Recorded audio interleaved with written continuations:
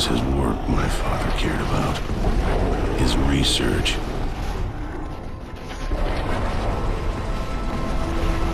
He tried to save his work. I tried to save him. Hello there, Sera from 17 once again, introducing you to the second section of my Gears of War 3 Insane Difficulty video walkthrough. And this level right here is the second section of Act 1, Chapter 1, which is entitled Anchored. Something I've already mentioned in the last video, so I'm just going to say a continuation of the previous chapter. It'll save me from, fucking about with all the technicalities. But as soon as you get on top of this balcony, you're going to be introduced to the spotting mechanic. And basically what it is when you aim down your sights, like that, what I just did then, you don't have to zoom in, it all depends on what weapon you're using. And what will happen is if you're pushing the left analog, you will spot people. And this little cog icon, it's red, it's very apparent when it happens. It'll go on that target, and it'll tell your squads that that's the guy you want them to shoot. In theory. And I've got to say, I've been playing this game pretty chronically since it came out. I'm feeling exhausted, I'm feeling sleep deprived, I'm feeling achy. And I'm still loving it, which is a good thing, but I couldn't for the life of me tell you if the marking actually makes your team attack, because sometimes they do, sometimes they don't. Maybe it focuses them a little bit more on the target you mean, as opposed to then just shooting everything. I'm not too sure, but I do it anyway because it makes me feel a little better. And this early section on the boat, the lambent are pretty... They're not so much challenging, but they're going to teach you how they work very quickly. And the only problem with this is they don't mutate on the ship. And later on in the game, after this level, there's a chance that the dredgers will turn into something. And the dredgers, they have maybe 2 to 3 forms. One of them is kind of rare. He kind of mutates outwards and then stretches his neck really, really big. So his body, goes really, really tall. And he kind of looks like a serpent, a little bit like a Medusa type character. The second mutation is he just gets a really long arm above him that breathes fire. And then the third one is when he gets 3 arms that start throwing fire at you. And things like that. And when the dredgers turn into these mutations, they become significantly more dangerous. They take a beating, they are heavily damaging, and they're just a nuisance. And on this ship you don't really get introduced to that, so it's kind of a steep learning curve when you do. But just enjoy this stuff, get used to the controls, get used to your team. I'll say one thing about the team. They will get you killed more than they'll help you, but that doesn't mean that they're useless. As you'll notice, they are moving up, they are pushing cover, they are shooting, they are, they're trying their best, they're just not very good at what they do.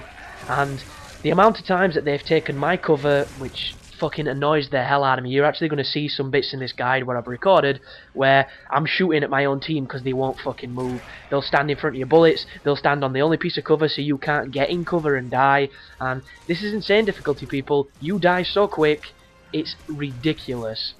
And I've just beat the last boss, and I can honestly say this is the hardest Gears of War game that's ever been made. And I know there's only 3, so that doesn't really say much, but after these first few levels, the difficulty really starts to take peaks and valleys where you get used to the combat and you don't have any trouble, and then it throws a section at you that's like punching your balls. It's so strange, but very similar to the old Gears of War in essence, because they had, for the most, pretty simple difficulty, and then you get to one area that'd absolutely kick your ass. And this game is no different. So I'll just digress for a second here, because we're just about to get onto the lift. We're introduced to another Carmine looking character, but it's not actually Carmine, it's just one of the normal COG soldiers. They all tend to look a little bit like Carmine. But this here is one of the Lambent stalks. And I don't know if another one's popped up in the previous video if I've had to talk over it, because I've kind of had my head all in Gears of War and I'm not too sure what I've said and what I haven't said, so I do apologise. But they are in essence the new emergence holes. The only difference being, on the old game, if you knew where they were coming and you got good at it, you could literally seal them before any enemies spawned and effectively cancel out fights. And I got really good at that on Gears of War 1. But on this game, don't do that, by the way. You're going to see me do a lot of reckless things on this game, and a lot of it is because I push a little bit too fast and I get into situations where I'm like, oh fuck, there's a dude, I'm going to die, fuck it, I'll chainsaw. And you never want to do that. You want to try and get out of the habit players like as big a bit you can, because if you don't, you're going to see the game over screen a lot. And you're already going to see that screen enough. I'm trying to save you a little more, you know, saved lives instead of frustrating deaths, because I can honestly say there's about 2 to 3 sections on this game where I physically got just almost depressed in essence that this is broken, this is bullshit, this should not be the way it is, and yet it is, and I can't do it, I know I can't do it, I hate it, I hope it dies, and then I did it, and it was kind of like, thank God, but at the same time, I know there's people that are going to hit these same spots, and all I can really say, guys, is good fucking luck, because that is one of the massive changes in this game and the old Gears. It is so luck dependent, it's not even fair. And you're probably wondering, like, what's luck about it, dude? It's about skill. You've got your gun, you shoot people, you don't die. And I agree with you completely, but the new iterations on this game, what they've managed to do to make it different and to mix it up, in essence, also make it a hell of a lot more difficult than it used to be.